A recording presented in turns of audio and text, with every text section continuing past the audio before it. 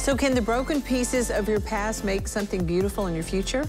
Jelly Valamont shares what she and her husband learned about God's goodness while uncovering the circumstances that led to his birth and adoption. If you're enjoying Table Talk, be sure to like, comment, subscribe. Remember to click that notification bell to stay up to date on all of our latest posts.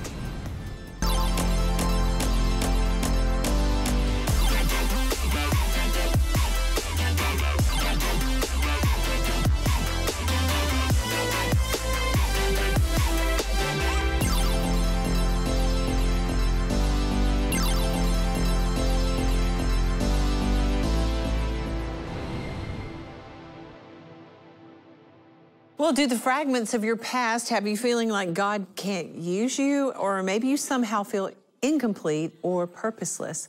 Well, today, with the help of our special guest, you'll discover that nothing could be farther from the truth. But before we get into that, joining me around the table is Kendra Kelly Dean. There's always a beautiful tapestry. Always. And it's so pretty when we surrender to look back and see how wonderfully God weaves everything together in relationships. Yeah. How we just never would have thought they would have come back through. And it's just beautiful. But the devil wants to convince people that, you know, their history, their past, their upbringing, all of that means nothing. They have no purpose, but God always has a beautiful plan instead. He does. And even if we get off track a little bit, he'll just weave us right back into the tapestry. So beautiful. Anna Kendall? Yes. If you could only be brighter at the table.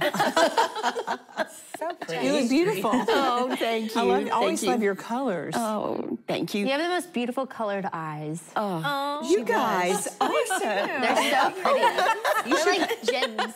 They are like the ocean. Yes. They are. All right. You have to tell Fred we bragged on you today. I will. Cindy Johnson, how are you? With your Hey. cute little ponytail today. Oh, thank you. We love to hear people's stories, don't we? Yes, and this story today, I'm so grateful that I know this person, and so it's beautiful to hear. All right. Rebecca Lamb Weiss, how are you? I'm good. I'm happy to be here, and I love this topic of the tapestry, how Yeah. God weaves it all together. From the back, it looks like a mess, but from the front, it's a beautiful picture. There you go. That's so And we're true. kind of grafted in, aren't we? Adopted. Yeah, I was like, which graft are we going towards? gonna go Because when I think of grafted, I think of the Jew and Gentile. And I was like, Yeah. is that what you're talking about that, or you're talking about adopted into the family of God? Yes, adopt both. Yes, I am I'm actually- flowing with you now. Thinking about both of those things for sure, and you could wax eloquently on that, I know. But this is not my show, so let's keep going. Cindy Murdoch, how are you? I'm doing great, and I think people that are watching today are going to really come to a place to understand the love of God and how He can so perfectly just wind everything about our life together to make it a beautiful story. So true, so true. Jelly Valamont, welcome to the table. Thank you so much. It's so good to be have here. you. Thank you. Well, for Jelly's late husband, Randy, life had moments that inspired him and others that challenged him. But each piece God used to weave together a beautiful tapestry that not only shaped his life, but also was the strong foundation of their family. And today, Jelly is here to tell us more. I want to say to you publicly, thank you. Yes. Thank you. You were, I mean, we had never met. I knew Randy, your husband, through Marcus, because her husband took him to a Georgia Bulldogs game, okay? Of course he did. And they're both like huge Georgia Bulldog fans, and I'm convinced that Randy and Marcus have had something to do with Georgia Bulldogs winning Back-to-back. the national Right. championship Yes. the last 2 years. Okay? So, but Jelly reached out to me when Marcus went on to be the Lord and graduated, and she was such a great, great encouragement to me. Usually once a week, she'd send something to encourage me, and I just want to say thank you for that. Because, you know, you knew what it was like to lose the love of your life. Right. And you're both in ministry together all these years. You have kids and family. And it was a difficult time, I'm sure. And a lot of times people don't know what to say. Right. And some people, because they don't know what to say, they say the wrong thing. Yeah. Well intended, not well executed. Right. What is the wrong thing? Y'all listen to this now. What is the wrong thing to say? I know what you're going through. Or God needed your husband up in heaven. God needed your husband. He's just another angel, you know.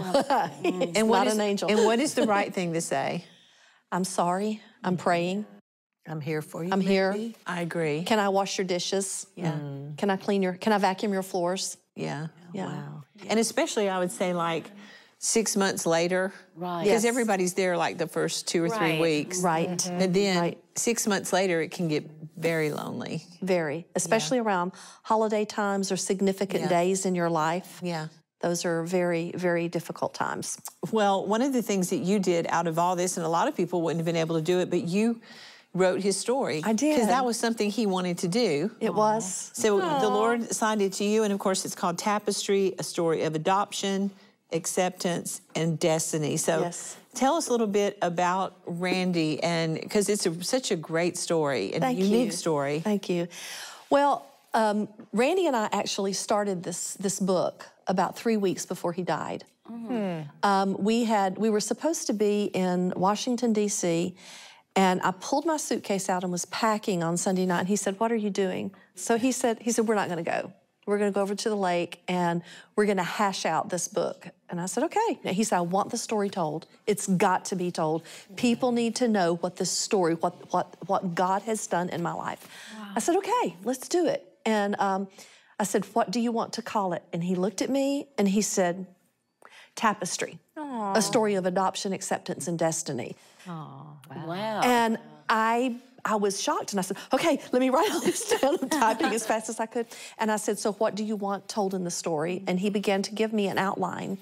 And so I wrote the first chapter and printed it out and handed it to him. And he sat down and he read it, and he said, "Jelly, this sounds like a woman wrote it. I don't want it to read like a woman wrote it." And I said, "Well, a woman did write it. And if you don't want it to read like this, then you write it." And he said, "You know, I don't have time for that." "Go ahead, do it any way you want to." So I did.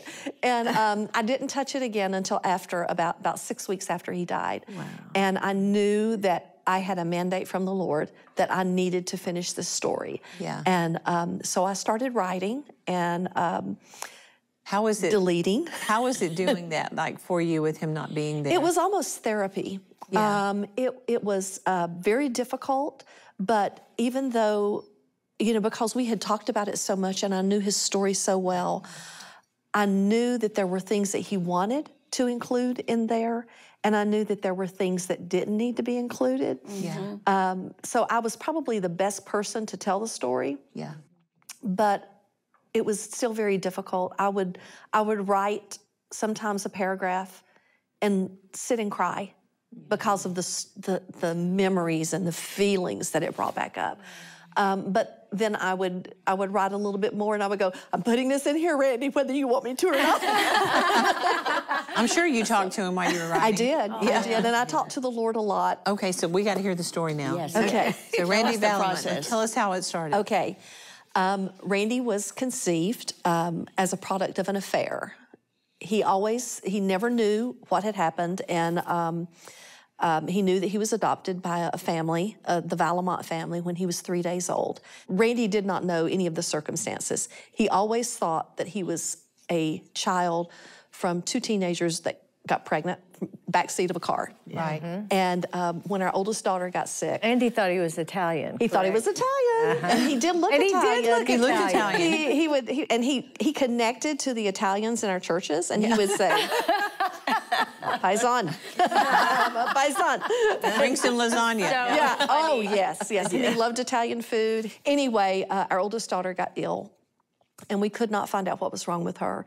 She was in and out of the hospital, and I asked him one day, I said, "Do you think, after 6 months of dealing with this, that maybe it's time to find if there are some genetic predispositions or an elusive disease that we don't know about?"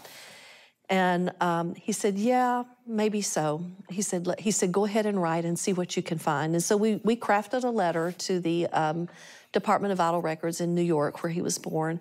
And when we got the letter back from the state of New York, everything had been redacted.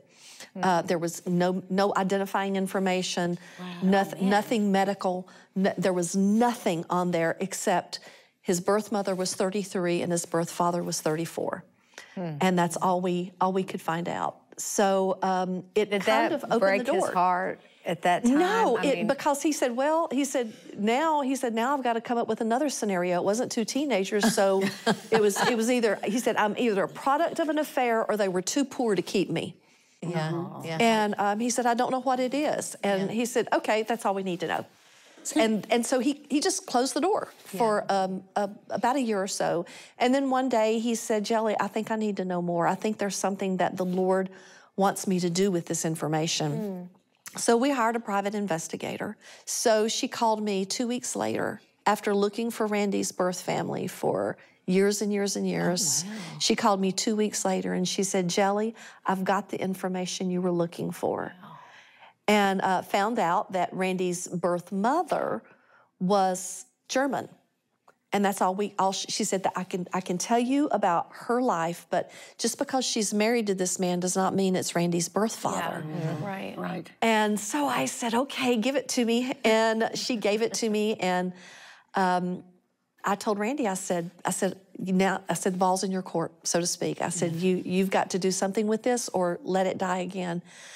And he said, I want to call her. Had her telephone number and everything, and he called, and she picked up the phone, and he said, hello, is this, and he gave her name, and she said, yes. And he said, I think I'm the baby that you gave up for adoption in 1960. And she said, oh, I have been waiting on your call. Oh, how wonderful. And it was like, his heart just exploded. He was so excited. And he said, you have? And she turned around and looked and was speaking to someone in the room, and she said, it's my son, the one I gave up for adoption. And Randy couldn't hear what whoever was in the room was saying, but we did find out later that it was her husband in the room, and he was not very happy about Randy contacted him. And then the first question that she asked Randy is, what color are you? And Randy said, what do you mean, what color am I? Am I white? And she said, well, your father, and I'm sitting in the room, it's on speakerphone, okay? She said, well, your father was very dark. And he said, well, what was my father? She said, oh, he's Iranian.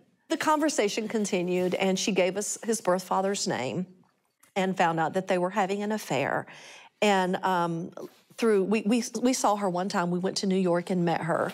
And during that conversation, she told us that that when she had this, it was a long-term affair, and when she would get pregnant, Randy's birth father, who was a doctor, would do an abortion, which was illegal at the time, but she would do an abortion.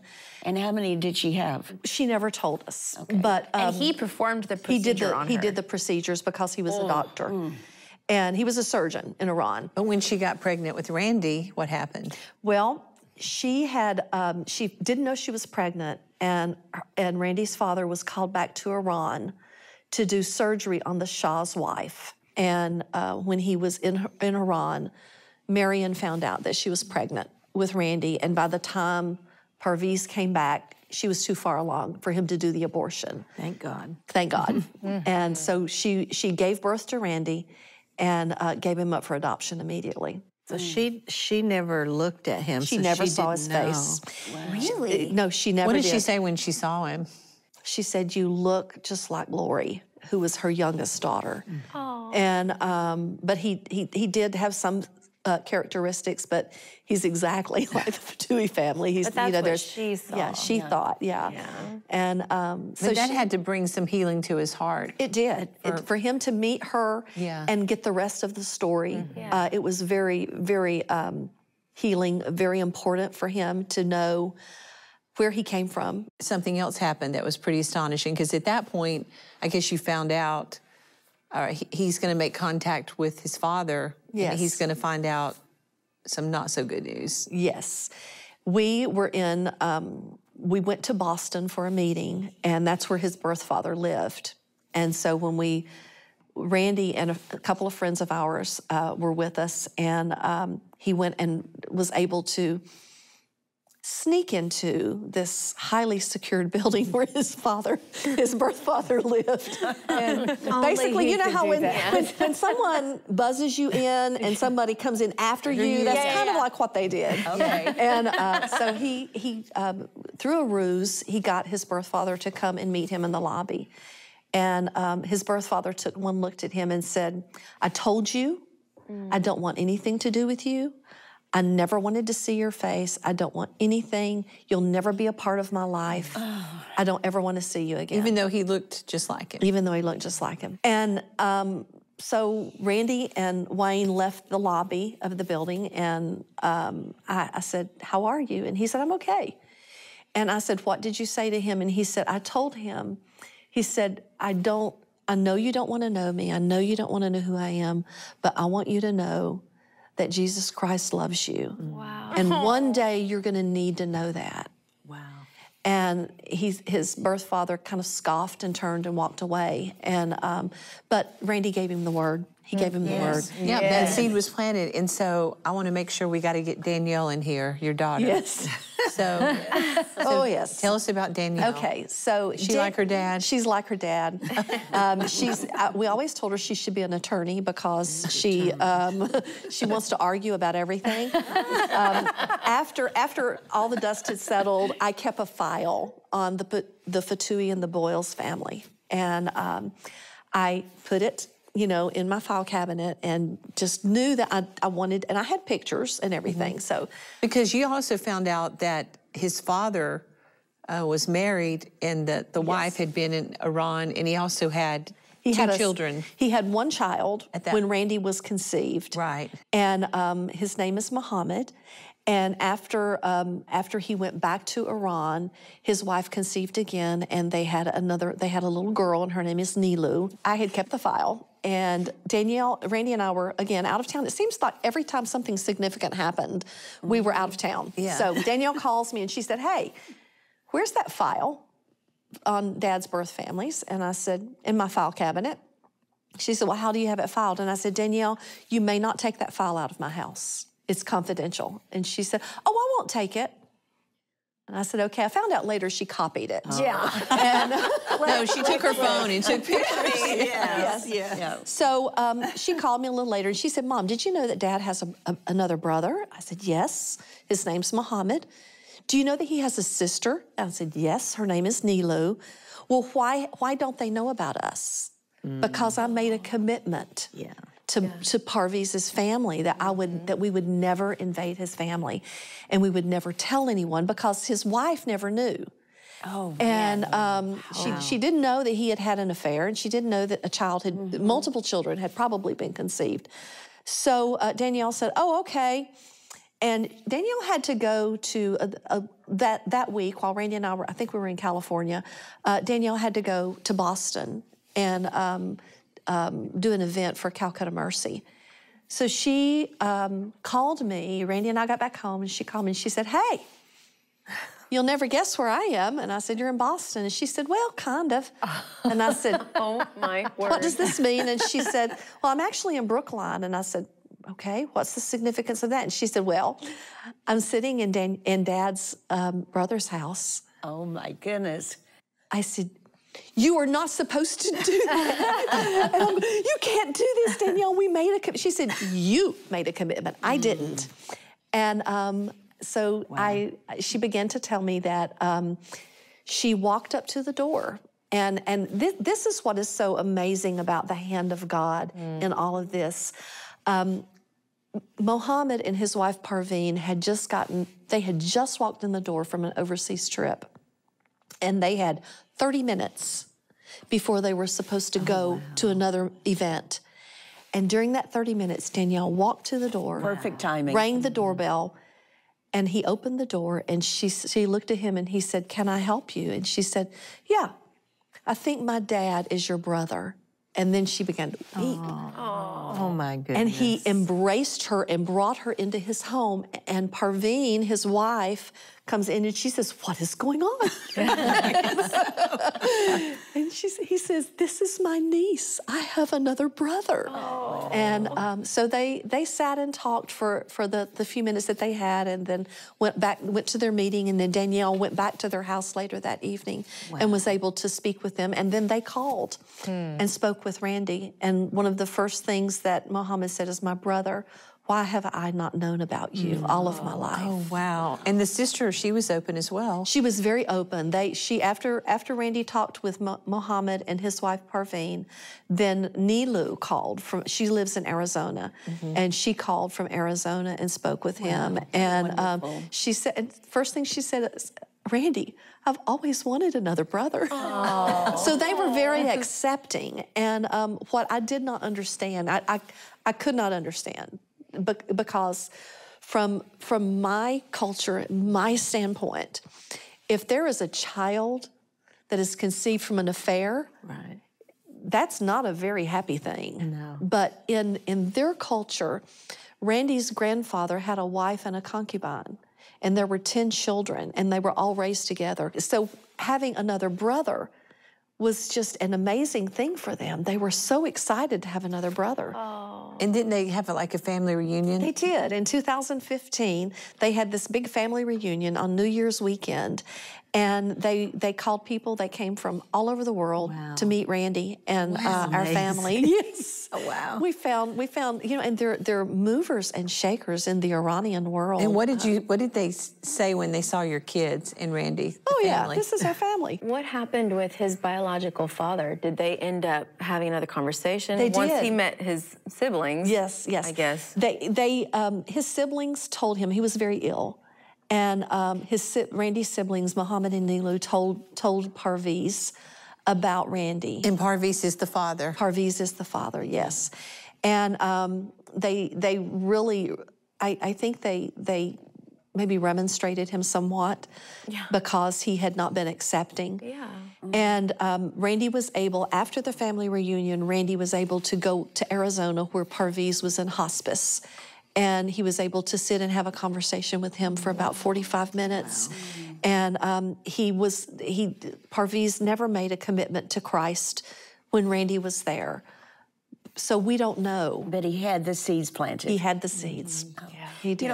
And didn't he apologize? He did apologize. He told Randy he was sorry that he had not accepted him. He said, I want you to forgive me. Please forgive me. Wow, that's amazing. And what about the adoptive parents? Were they okay with Randy finding out this information? They were. It was very difficult for them because they had to decide, is Randy rejecting us as his family? And he's not. And he's not. No, he's not. He just wanted to know the rest of the story. He wanted all the pieces. He wanted all the pieces put together. Why do I think the way I think? Why do I look the way I look? Why do I, who am I? All of these questions. And it's pretty amazing that God can take all of our brokenness and our things that we mess up in our lives and he can still paint a beautiful picture regardless of the heartache and the sorrow that we've gone through. It becomes gold and silver threads. Yes, it does. And I want to say, like, for parents you are adoptive parents, like, that's such an important role. Absolutely. Yes. And they played such an important role in Randy's life and destiny. Yes. And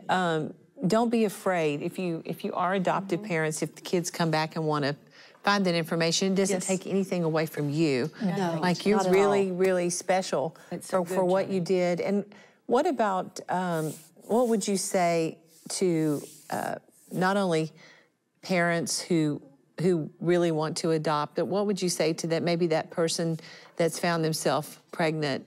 Even though the child may have been conceived in what we would term immorality in my generation, God still has a plan, and that child is still precious. Yes. And God can still use that child, and he can still use you regardless of the circumstances that you find yourself in.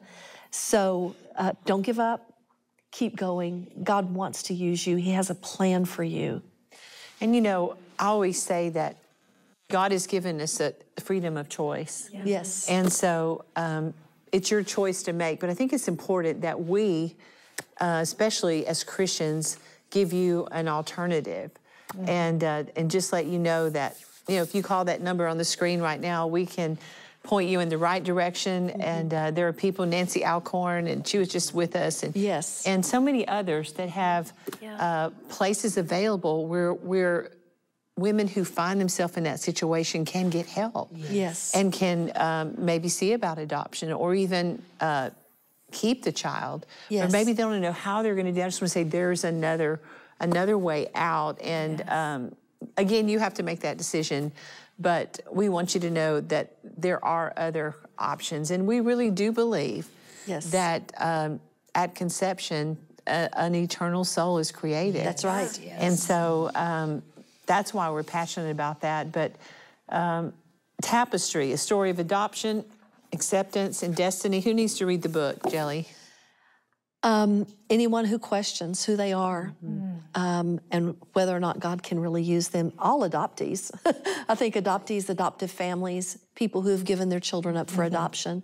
Yeah. I've had a lot of positive feedback from people who have questioned their life story. Yeah. And as a result of Randy's story, they want to find out more about their story and whether or not God can really redeem what has happened in their lives. Yes. Just a quick little 10-second comment from each one. I just love this story, and I think it just goes right back to what you said. God has a plan for everyone and a purpose for everyone, and even if you are struggling to find your identity, just always look back to Him. Anna?